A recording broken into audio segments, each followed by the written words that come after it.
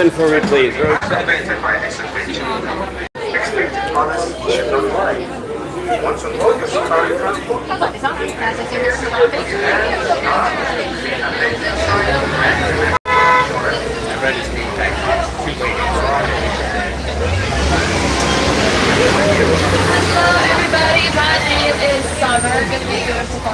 Good morning, Lizzie. Say hello to your daughter. Hi, daughter. We love you so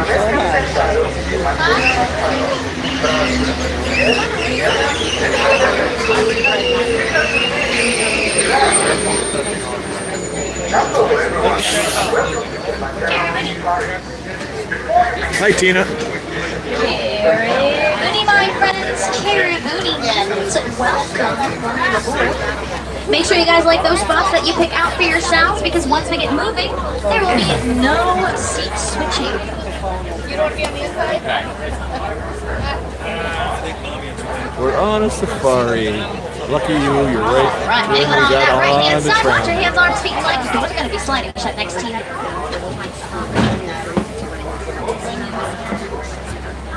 I recorded. Hi, Darlene. I recorded the ending.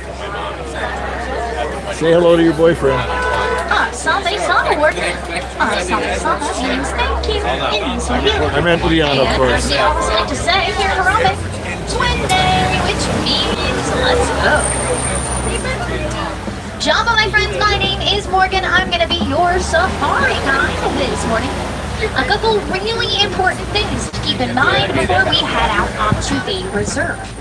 Please, please, please, please, please make sure we are remaining fully seated at all times. This does include any stops that might make. Also includes any little ones you might have seated on or around your laps. Please do not lift them up out of your lap, stand them up, or switch the lap that they are seated in. Do not pass them back and forth, anything like that. As well as keeping your hands, arms, feet, and legs inside of the truck at all times. But now, we are going to be heading on into the Little Ituri Forest, home to some of the most shy and elusive members of the reserve. Lots of animals in this area are going to rely on their camouflage to help keep themselves safe. For example, on the right, kind of between the bunches of bamboo, you're going to see there's actually two okapi back there. Right. They're a little hard to see right now, they're behind a bush. They are back there. Okapi are commonly mistaken to be related to the zebra because of their striped legs, but they are the only known relatives of the giraffe. They're going to have very similarly shaped skulls. There we go, that's a pretty good view of that. Another thing the okapi is going to have in common with the giraffe is going to be the length of their tongue. An okapi's tongue is so long, they are able to lick the inside of their own ear and also their own eyeball. It's true, I've seen it. Right. Did you sized it out? Coming up on the left here, we're going to see this large rocky area. We're going to see if we can spot anything that looks like a rock but is not.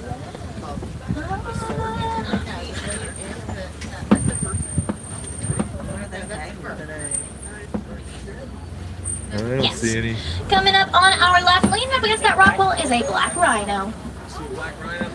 Yeah, there he is. Black rhinos are on the smaller side in terms of rhino species. They're only around 3,000-ish pounds, which is, believe it or not, on the smaller side. Making sure kids are staying seated though, my friends. Thank you. On the right, at the top of the hill, we're going to see actually two different types of antelope. The light brown, those are called greater kudu. And the orangish brown at the top, that's called the bongo.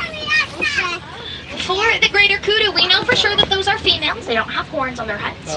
Whereas for the bongos, both males and females are going to have horns. You would know for sure that you were looking at a male greater kudu because their horns can actually grow to be up to 6 feet long individually. Each horn can get up to 6 feet in length. They're some of the largest horns in the world. Next up, making our way to the Safi River Valley. So we will be looking towards the water for any dark shapes or any other clues that might let us know there's an animal nearby.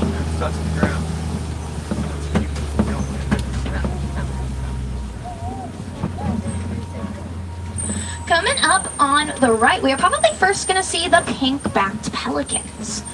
That's going to be the larger light gray and white birds hanging out down there. There they are. Now these are very large birds with a wingspan of up to 9 feet long. For reference, 9 feet is going to be about the distance between the poles on either side of the truck here. So big, big birds. During their mating season, the pink skin of their back does get just a little bit pinker, which is known as blushing. So they will blush during their mating season. They are working their nests down there. Pink-backed pelicans also do happen to mate for life for the most part. They will typically stay with one partner for every nesting season, and they will take care of that nest together, which is pretty cool. Let's take this for just a little. Okay, we're moving. The lovely pelicans. See if there's anything else hanging out down in the water, though, especially coming up on our left. Ducks. Yeah, you're gonna see some Nile hippos on the left there. Nile hippos can be well over 5,000 pounds, which is just a little too large to swim. So when they are under the water, they'll do a ton of swimming. Ooh, that's the noise a hippo makes. Wow. Those are the hippos. What, did you hear the hippo noise? That's when a wheeze honk. So when they are under the water, they do a ton of swimming. They will walk along the bottom and then float to wherever they need to get to. Yeah, they're loud when they want to be. Very loud. Just communicating. Yep, they're communicating with each other. You're also going to see some actually sunbathing down here on the left. At least one sunbathing. Aww. Oh, wow. You may also smell the hippos just a bit as we're kind of heading through the Safi. That is because Nile hippos, please sit down back there. Nile hippos will use their dung to mark their territory. So they'll go to the bathroom in the water, fling their tails all around, helps to spread their dung and their scent all throughout the water. Oh, that was cool. As we cross over this bridge, also down to the left, you're going to see some Nile crocodiles down there. Nile crocodiles are on average around 16 feet long, which is about as long as a giraffe is tall. So they are massive, massive animals. They look ferocious, and they absolutely are, but they are also incredibly good parents. They will do their eggs inside of their mouths and will roll them around, which helps to soften their shells, making it easier for their babies to hatch out. Next up, making our way on up to the African savanna. So, we're going to start to see a lot of wide open space. Now, before we head down that way, we are first going to be talking about this great big tree we're going to start to see here in front of us. That is called a baobab tree, that great big tree on the right-hand side of the truck coming up. Baobab trees get a couple different nicknames, so one of them being the upside-down tree, because they sort of look like they got their roots up in the air. Those are just their branches. But my favorite nickname of theirs is the tree of life, because they can hold thousands of gallons of water on the inside of their trunks, which can give drinking water to lots of animals all across the savanna. So, animals that have horns or tusks, they will poke them into the side like we might get the sap from a maple tree, and then they'll drink from that. Or they'll even just kind of bite into the side of the bark. There's this great big spongy material on the inside. That's how it holds all the water. As we make our way on down the hill, you guys might start to get some previews of some animals off in the distance. Maybe some you recognize, maybe some you don't. We're going to see what might be hanging out closest to us down here. Now, if you guys see an animal off in the distance and I don't happen to call it out, don't worry. I promise I see it too. I just like to wait until we're nice and close. That way we make sure we all get the best view possible. But you should probably start to get some previews, that's for sure.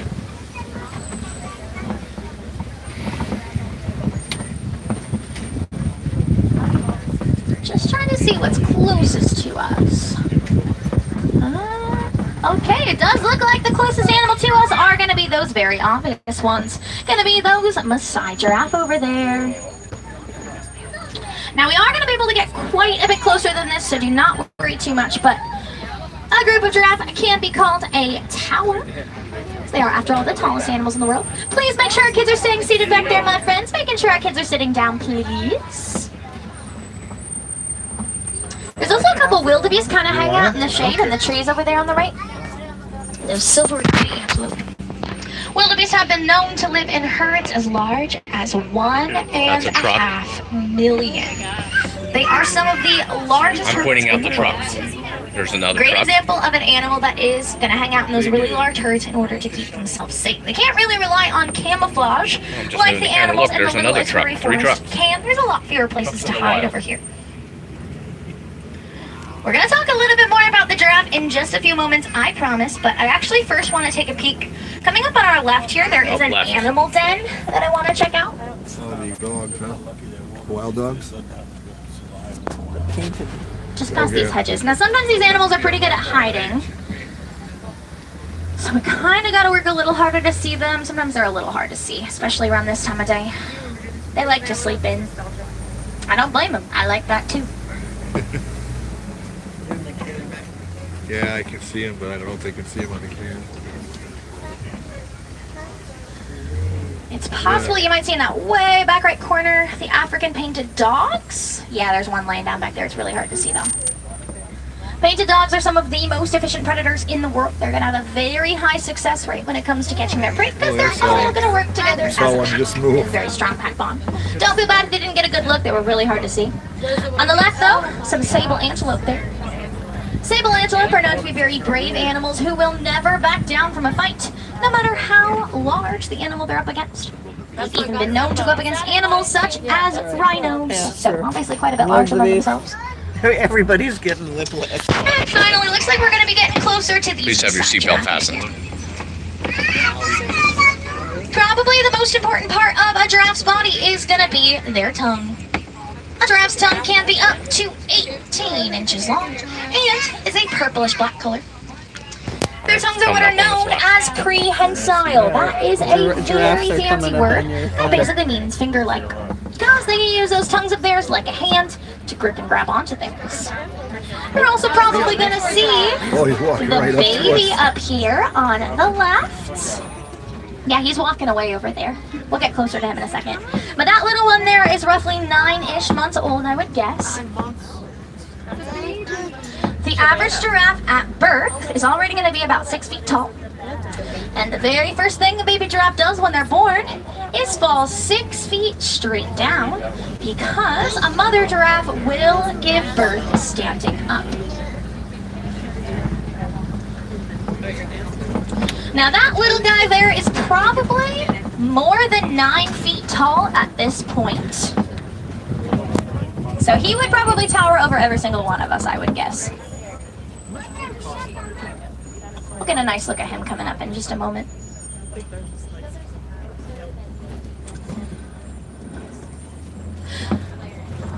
Probably one of my favorite giraffe facts would have to be that they actually only sleep around 30 minutes a day. Only sleeping for about 2-ish minutes at a time. Whoa. They are excellent, excellent power nappers. There we go, there's little guy.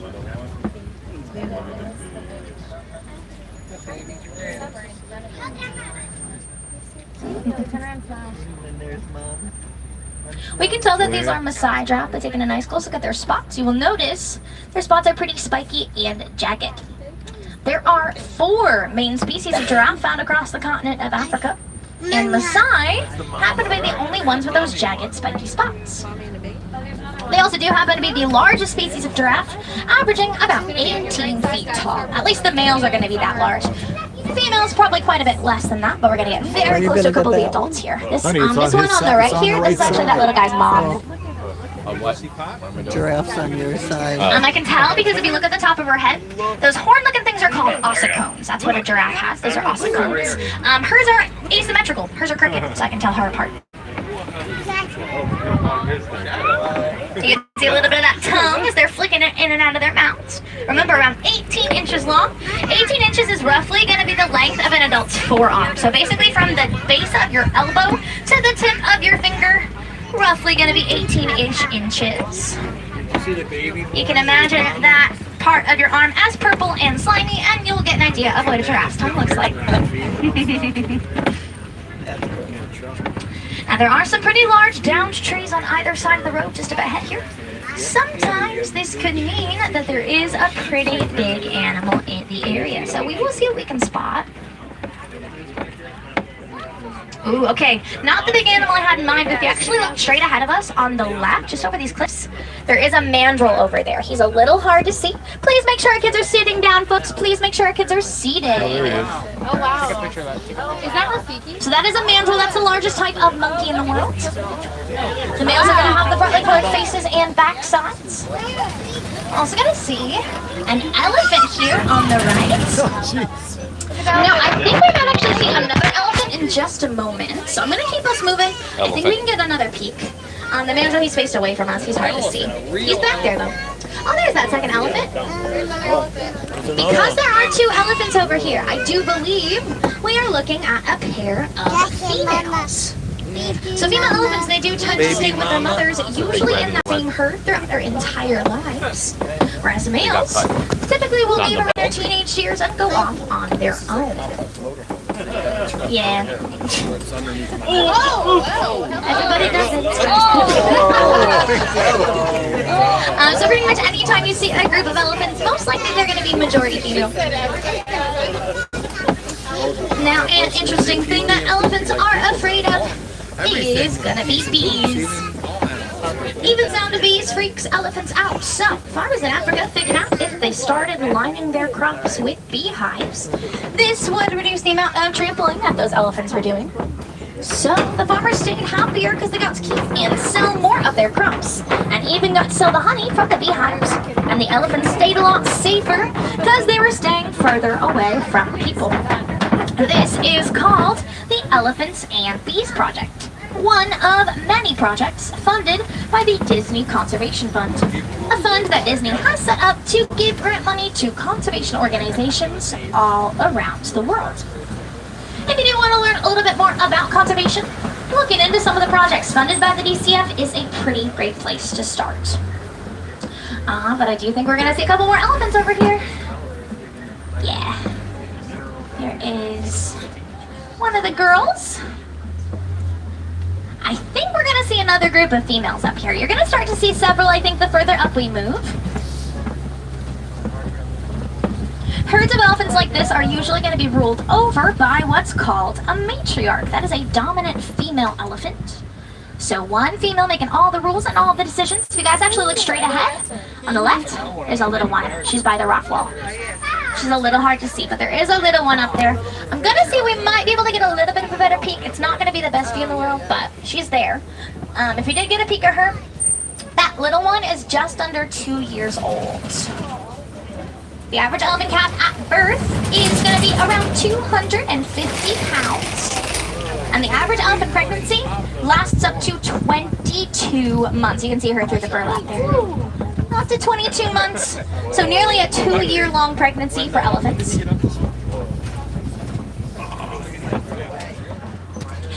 Oh, look at the baby. Where?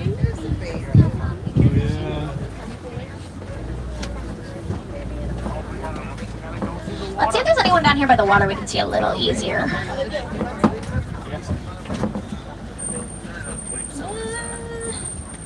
Might be a little further back. Let's see them. A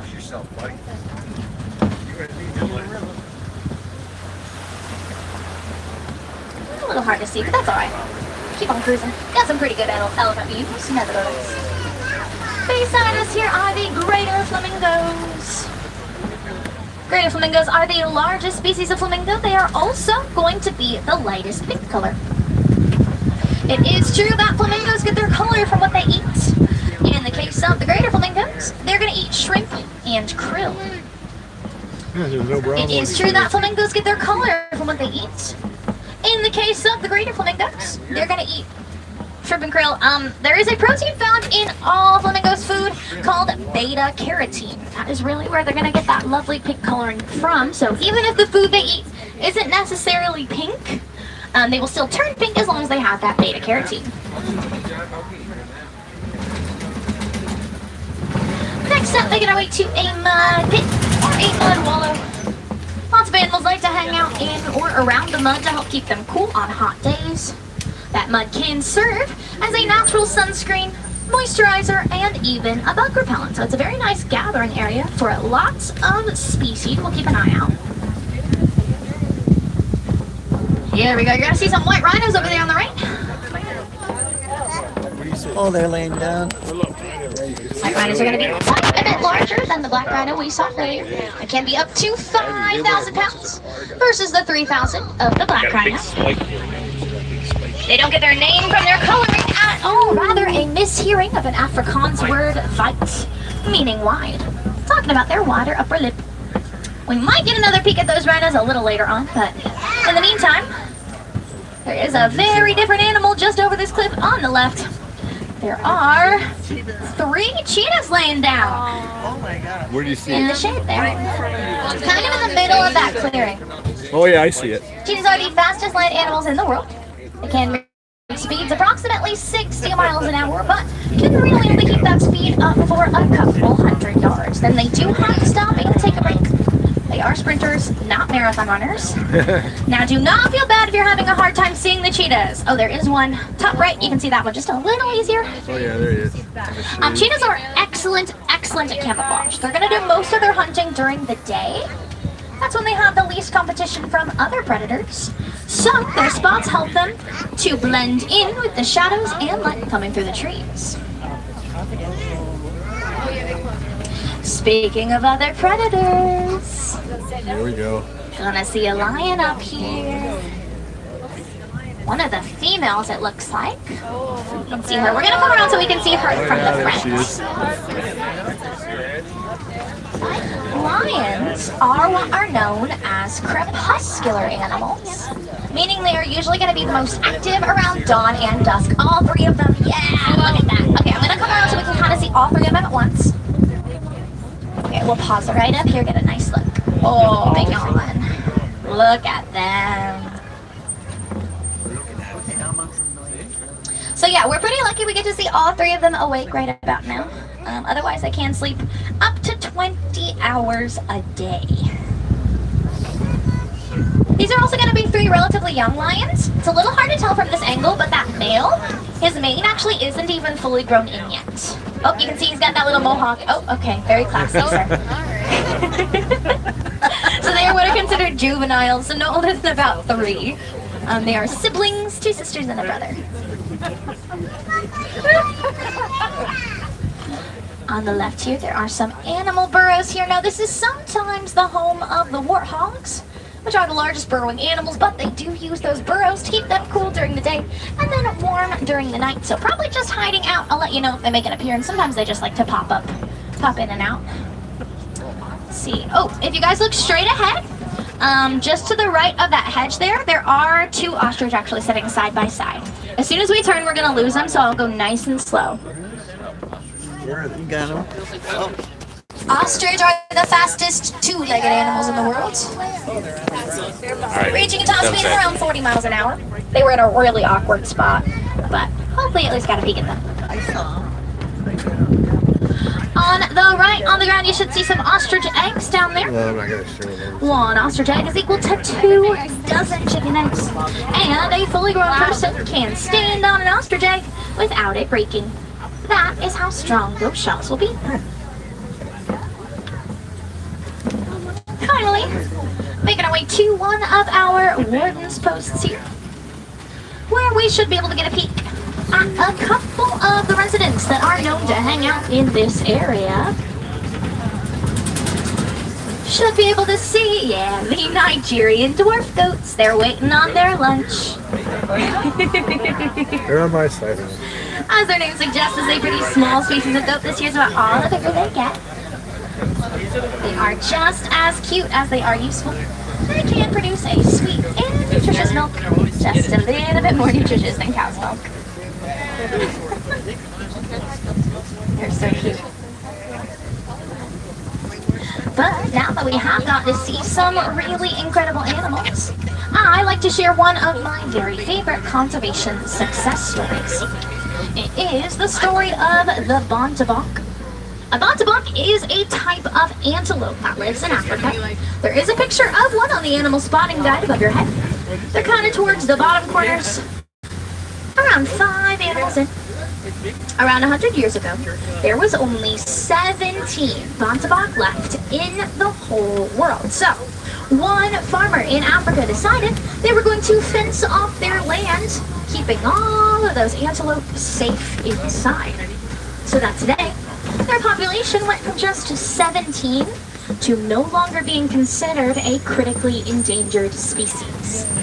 Today, their population is somewhere in the 3,000s and still growing and still being protected. Now, this is one of my very favorite stories because it shows the impact one person can make on the world around them. Of course, we don't all have to save an endangered species to make a difference in the world.